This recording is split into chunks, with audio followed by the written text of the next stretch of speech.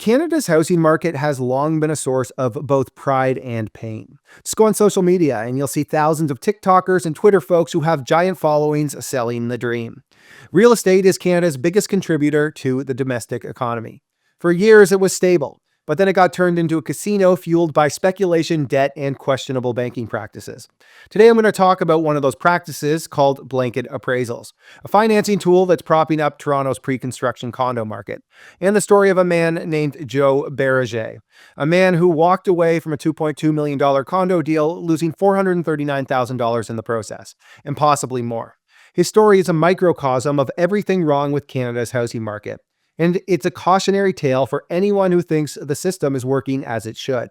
Okay, so in 2020, Joe, a Toronto-based cybersecurity sales professional, decided to buy a pre-construction condo in Leaside, an upscale neighborhood in Midtown Toronto. He told the Globe that when he made the purchase, he was unsure if he would live in it or treat it as an investment. In other words, he was speculating at the time that it was too good of a deal to pass up. This two-bedroom unit with its grand city views cost him a cool $2.2 million. Joe put down $439,000 and waited for the building to be completed.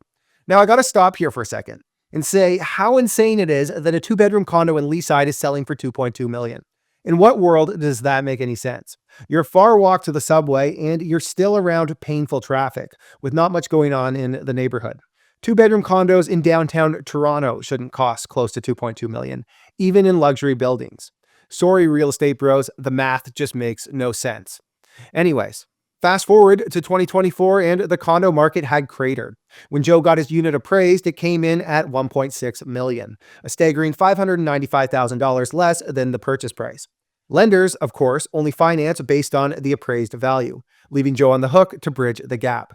He couldn't sell his contract, which is referred to as an assignment sale, because the developer hadn't sold 90% of the units, a common clause in pre-construction deals. Which brings us to RBC, Canada's largest bank and largest company by enterprise value. So RBC comes in with an offer that reeked of desperation, a blanket appraisal. RBC was willing to appraise Joe's condo at the original purchase price of $2.2 million, ignoring the fact that the market value was now $1.6.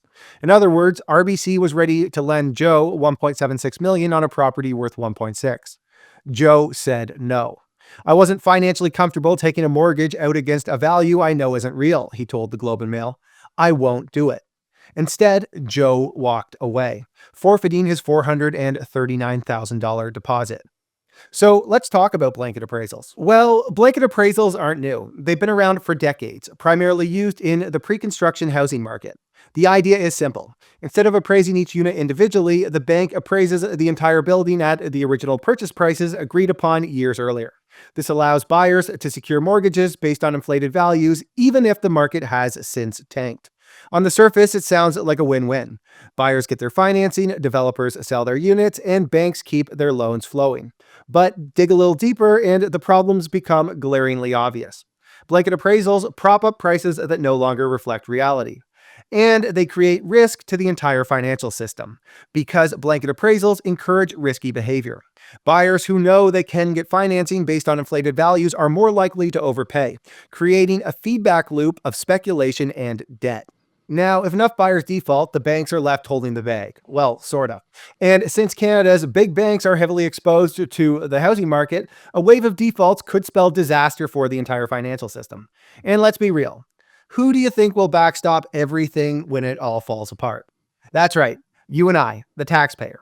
So Joe's story is just one example of a much larger problem. Canada's housing market is built on a foundation of cheap debt, speculation, and government intervention. For years, low interest rates fueled a borrowing binge, driving home prices to stratospheric levels. This fueled speculation, where people began thinking real estate only goes up. Pre-construction condos became a favorite of speculators, where the investors would buy units hoping to flip them for a profit. Of course, the government has participated in this narrative. With CMHC insurance to immigration-driven demand, the government has done everything they can to keep the housing market afloat. But these measures are merely delaying the inevitable. And blanket appraisals are just one example of how Canada's big banks are bending the rules to keep the housing market from collapsing. But as Joe's story shows, even the banks can't defy gravity forever. And the story gets better. For Joe, in a twist of fate, we noticed his name also appears in another Globe and Mail article. This time about a man who had his multi currency account frozen by Wise, a money transfer service, over what appeared to be suspicions of fraud and money laundering. Now, let's be clear, there's no evidence Joe did anything wrong or that this is even the same Joe. But the irony here is too delicious to ignore.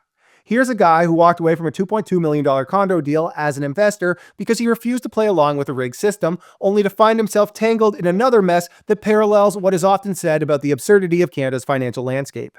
It's a fitting metaphor for Canada's housing market, which is a ticking time bomb, and blanket appraisals are just one of the many fuses burning down. For years, we've papered over the cracks with cheap debt, immigration, and government intervention. But with every one of these stories, it's clear the cracks are getting harder to ignore. And as for Joe, well, he might have lost $439,000, but at least he spoke up and gave Canadians an example of what is happening out there to make sense of a world that doesn't make sense. And I will close with this. If you're a fan of loss porn, that is those screenshots on social media that show housing speculators losing their shirt, it's time to grab your popcorn because the show is about to begin. All right, everybody, thanks for watching. I appreciate every single one of you who leaves a comment, whether you're hating me or you're loving me or you just want to just say something. I don't care. I appreciate every single one of you guys. We've really been growing our channel this month, and all the engagement we're getting, all the likes, all the shares mean the world to me. So I just want to thank everybody for watching our content, and I promise I'm going to keep delivering for you guys. Thanks, everyone.